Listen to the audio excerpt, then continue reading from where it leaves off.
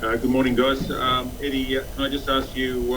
It's always a big honour to bestow a captaincy on a player. What do you see in Tate's style and what he delivers to the team that made you so positive about making him captain? And if you can just talk about how the team's responded to last week in Melbourne for this week. Yeah, well, I think, firstly, if we go into the background of where we're at, we need to regenerate the team. And so we've got our third captain in the Rugby Championship, or we call this the Rugby Championship Plus. And with Tate, having watched him closely at Super Rugby level with Queensland, he captained a young team. And now coming into the team as a starting nine, he's got great potential. He's got a good head on him, calm, but shows good direction on the field, and has got all the attributes of being a very good captain. You've in your time as a coach, you've had one of the great halfback captains, George Gregan. Do you spot any of those that same flame in Tate? Oh, well, I don't think we need to compare him to George, but I think that steeliness that George had, certainly Tate's got.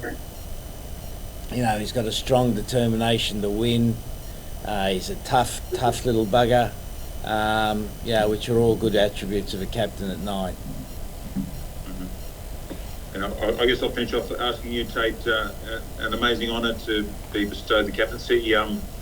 What have you learned about the captaincy, being in charge of Queensland, and perhaps just tell us, is there any trade-off from your game to when you put all your energy into captaining a team? Is that something you've had to work out?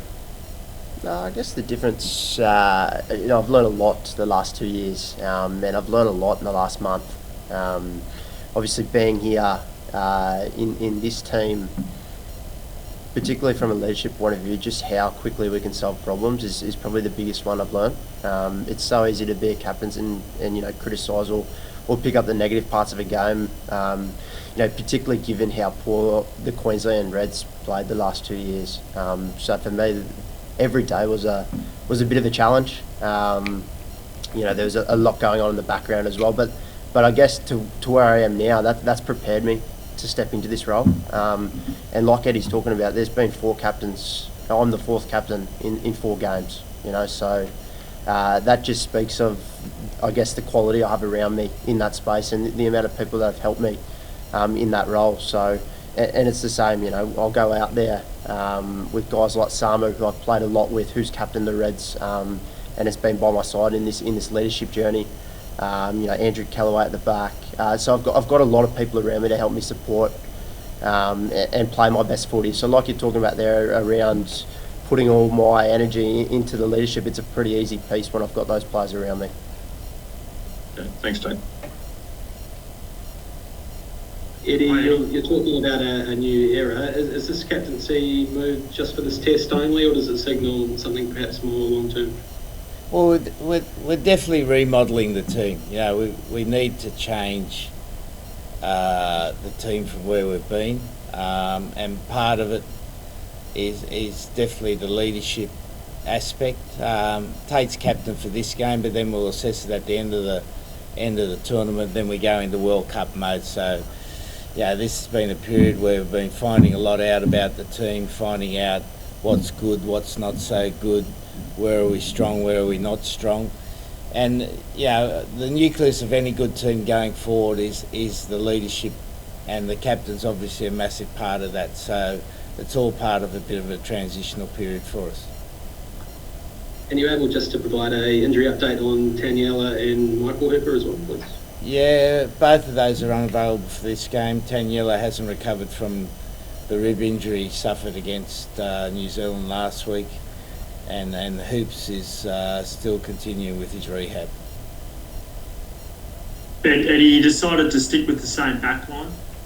Can you just explain, was there any temptation to move elsewhere? No, not really, mate. Although we've had a number of players during the week put their hand up. Sully particularly has been really good. Donaldson at fullback and tens continued to train well. So there's been guys sticking up their hands and asking to be selected, but we've decided to stick with the same backline. We've had a lot of change already, and we feel this backline's got the potential to be a really good backline. Yeah, and last week it was put to you that you got the selection wrong at 10. What gives you the confidence that Carter Gordon not only needs another crack, but is the right choice? Well, firstly, I don't think I got it wrong, mate.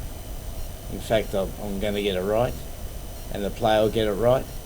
And to say that a young 10 in his first game, you've got it wrong in selecting him is just a load of rubbish, mate. So anyone who asks that question doesn't know anything about rugby. And did you have to, like Johnny Wilkinson got hammered in his starting debut against the Wallabies in '98, 5 years later wins the World Cup. Is there a history of needing to back your young 10s? Well, if you know anything about rugby, you know that 10s need time in the seat. Like, if you don't know anything about rugby, don't talk to me. G'day Eddie, g'day Tate. Massive journey for Tate from being overlooked in April to now get the captaincy. Eddie, can you talk about why you missed that initial squad of yours, and Tate, how that feeling hit you? Yeah, quite simply, Tate had some work to do on his game, and the great thing is he's shown the aptitude to do it, shown the willingness to do it, and has now been rewarded not only with the starting spot but also the captaincy of the team. And to you, Tate, about back in April when you missed that squad, what was going through your head? Yeah, obviously, I knew better than most, and me and Eddie spoke about it around my performance just wasn't good enough. Particularly when you're playing for your country, you can't afford to dish that out at Super Rugby level, and particularly being the captain of my state, it was disappointing. So, yeah, of course I was disappointed, but it gave me the time to work on that stuff, time to freshen up and time to get stuck into what I needed to work on. So, yeah, mate, it was good. It was good, and my form off the back of that announcement, had an immediate change. Do you want to be more specific about that stuff, or is that in-house? You want to keep that private? As in what I needed to work on? Yeah. Yeah, I spoke about it before a little bit. I tend to, particularly as the captain, look at the negative parts of my game or negative parts of the whole team game. So I guess taking a step back from that and looking at how we can actually grow, how we can develop as a side, and then individually how I can continue to grow on all aspects of my game. So kick, pass, and the run side as well. So, mate, it's not just one thing. It was a bundle of things, and but yeah, it gave me the time to kind of nitpick through that. Just finally from me, I'm flying down today, but did you train in the snow yesterday? It was an absolute blizzard by all reports. It looked crazy. We trained, I tell you, there was plenty of sheep in the paddock. Thank you. Anything further online, guys? Sorry, Pato.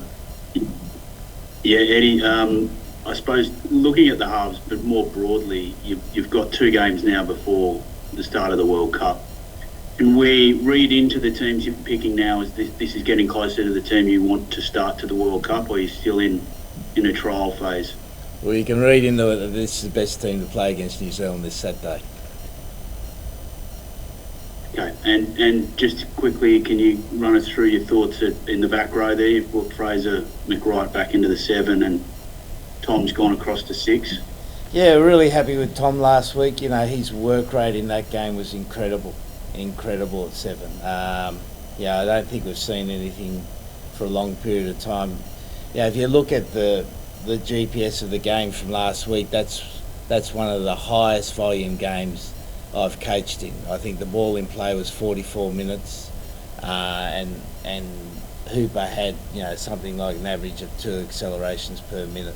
So he was outstanding. We're playing at Dunedin, and if it was still the old Carisbrook, we'd pick a heavy back row.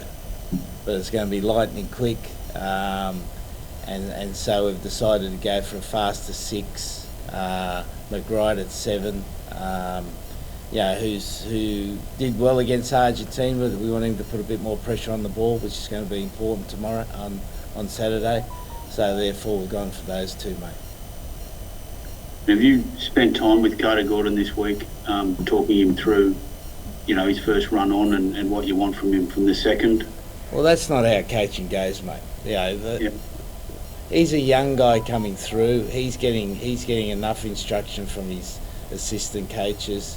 My job is just to give him the confidence to keep going forward. He's going to make more mistakes. I can guarantee you that, and he'll learn from it.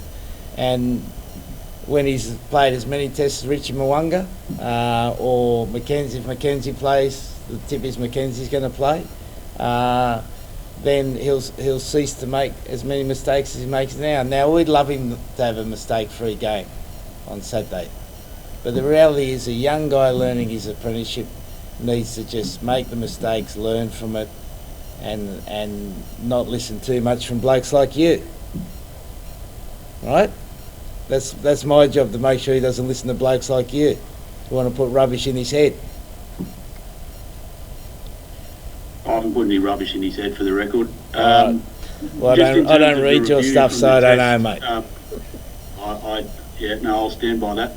Just as far as the review from Melbourne, what are the keys that you picked up out of that?